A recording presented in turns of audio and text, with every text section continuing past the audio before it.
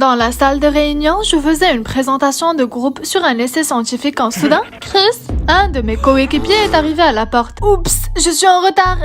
Arc, quel irresponsable. Non seulement il n'a rien apporté à la dissertation, mais en plus, il est en retard. Désolé, je suis aussi en retard. Et on peut dire la même chose de mes autres coéquipiers. N'en pouvant plus, j'ai immédiatement effacé les noms de tous les membres de la présentation et je les ai réintroduits. Permettez-moi de recommencer. Le groupe numéro 3 comprend moi-même et je. Vous ne méritez pas de passer. Chris et mes deux autres coéquipiers ont crié de colère, mais ils ont été immédiatement traînés hors de la salle. Est-ce que ça s'est vraiment passé? Malheureusement, non. Salut, je m'appelle Jolie, j'ai 17 ans. Avant de te raconter mon histoire, aime et abonne-toi. Merci. Je suis une fille intelligente, mais très timide. À l'école, beaucoup d'étudiants aimaient faire équipe avec moi pour les travaux de groupe. Mais honnêtement, ils ne faisaient ça que pour me refiler toutes les responsabilités. Mais malheureusement, je ne pouvais pas dire non. Je ne voulais déplaire à personne, vous voyez. C'est pourquoi je devais toujours en faire 3 ou 4 fois plus que les autres. Et parfois, mes notes étaient même inférieures aux leurs. Bon sang. À l'école, j'avais une amie proche qui s'appelait Candace, une extravertie énergique qui se présentait toujours aux activités scolaires et était le centre d'attention. Nous étions des opposés polaires. Candace était le cygne et moi, le vilain petit canard. Nous sommes amis depuis l'enfance car nos familles étaient proches. Cependant, le père de Candace les a quittés un jour et n'est pas revenu. Alors ma mère m'a toujours rappelé de bien la traiter. Les choses ont continué comme ça jusqu'au jour où... Ce jour-là, Candace et moi avons assisté au bal de fin d'année. Elle faisait partie de l'équipe de danse et j'avais été choisie pour faire un discours au nom des élèves les plus remarquables. Nous étions en train de discuter dans le vestiaire quand soudain, l'ourlet de la jupe de Candace s'est coincé dans la porte du placard de quelqu'un d'autre. Elle a tiré d'un coup sec sur sa robe et... oh non, elle était déchirée. Encore quelques minutes et la performance de Candace allait commencer. Elle m'a demandé avec inquiétude. « Jolie, je peux t'emprunter ta robe ?» Juste après la danse de Candace est venu mon discours, mais elle m'a rassurée. « C'est bon, je te la rendrai juste après le spectacle. » Devant les yeux de chou de Candace, je n'ai pu m'empêcher d'accepter et de l'attendre dans les coulisses. En raison de la différence de robe, Candace a été placée au centre. À la fin de sa prestation, tout le monde s'est approché pour lui offrir des fleurs et lui demander de prendre une photo avec elle. Lorsque j'ai essayé d'appeler Candace, j'ai réalisé qu'elle avait laissé son téléphone dans les coulisses. Et maintenant, sans vous faire attendre plus longtemps, au nom des meilleurs élèves souhaitant la bienvenue à Jolie Baker. Oh non, je ne voulais pas y aller avec une robe déchirée. Soudain, quelqu'un a enroulé une veste de costume sur mon épaule. C'était Valentine, le mec le plus sexy de mon école. Avant que je puisse dire quoi que ce soit, Valentine était partie. Grâce à lui, j'ai réussi à terminer mon discours devant toute l'école. Après cela, j'ai essayé de chercher Valentine et je l'ai vue se tenir seule dans un coin, un cocktail à la main. Quand j'étais sur le point de m'approcher de lui, Candace m'a poussée sur le côté et a rapidement tombé sur les genoux de Valentine. Cependant, le beau garçon s'est rapidement esquivé et est parti.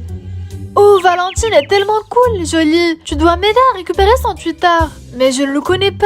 Candace m'a regardé avec ses yeux de chou, en pitié. Alors, une fois de plus, je n'ai pas pu refuser. Le lendemain, quand je suis allée chercher Valentine, je l'ai surpris en train de lire un livre tout seul. Salut, on se retrouve, je suis venue te rendre ta veste. N'en parle pas. En fait, ton discours d'hier était cool. J'ai entendu dire que tu as été très bonne en sciences. Tu aimes ça aussi?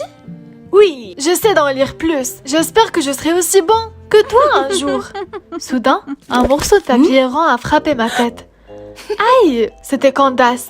Elle était cachée derrière une étagère et m'a envoyé un message. Concentre-toi sur la mission. Mais je ne savais pas comment demander son Twitter sans passer pour une harceleuse. Alors, je n'ai pas pu prononcer un mot. Candace a sifflé pour attirer mon attention et m'a dit de venir. Allez, reprends-toi! Elle m'a donné un gobelet d'eau, mais soudain, mon gobelet a volé directement dans un ordinateur portable voisin. Qu'est-ce que c'est? C'est toi qui as fait ça, Jolie? Cet ordinateur portable coûte 2000 $. 2000 $? J'ai regardé Candace pour avoir de l'aide, mais elle s'est enfuie. Valentine l'a vue et s'est précipitée vers moi. est-ce que tout va bien? J'étais gênée et je me suis enfuie aussi. Au final, j'ai dû utiliser tout l'argent de ma bourse pour compenser cet ordinateur portable. Un jour, sorti de nulle part, Valentine m'a envoyé une demande d'amis sur Twitter. Candace le savait, alors elle a obtenu son compte aussi. Mais elle avait beau essayer de lui envoyer des textos, il ne répondait pas. Au lieu de cela, il m'a seulement envoyé un message pour me demander de nouvelles des exercices de sciences. J'ai réalisé que lui et moi avions beaucoup en commun. Je l'aimais bien, mais je savais que Candace l'aimait aussi.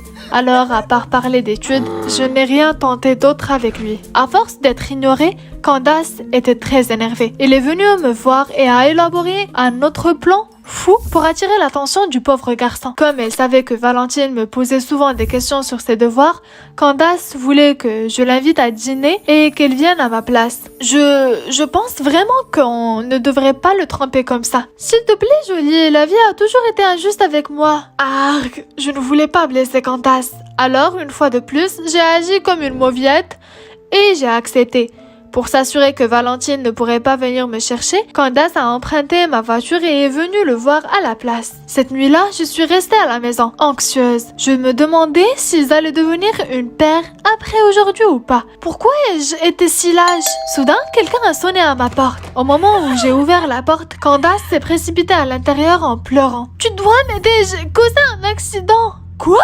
Il s'est avéré que pendant leur dîner, Valentine a explicitement confirmé qu'il m'aimait bien et que le repas serait la première et la dernière fois qu'il sortirait avec Candace. Ça a mis Candace dans un état de gêne. Sur le chemin du retour, elle a perdu le contrôle et elle a été un arbre à proximité. Où est-il alors? Il a été gravement blessé et a perdu connaissance. J'avais tellement peur que j'ai couru jusqu'ici pour te trouver. Inacceptable. J'ai repoussé Candace et je lui ai crié dessus. Tu as laissé Valentine seule là-bas et tu es revenue ici en courant pour demander de l'aide? Si ma mère l'apprenait, elle serait dévastée. Mon père est déjà parti. Interrompis-je avec colère. Jusqu'à présent, tu as toujours joué à la victime. Je ne te tolérerai plus. À ce moment-là, la sonnette retentit et un policier arrive à ma porte. Candace s'est empressée de me remettre les clés de la voiture dans la main. Lorsqu'il est entré et a demandé qui conduisait la voiture, il m'a rapidement montré du doigt. Mais il n'y a pas de sang sur votre corps à cause de l'accident?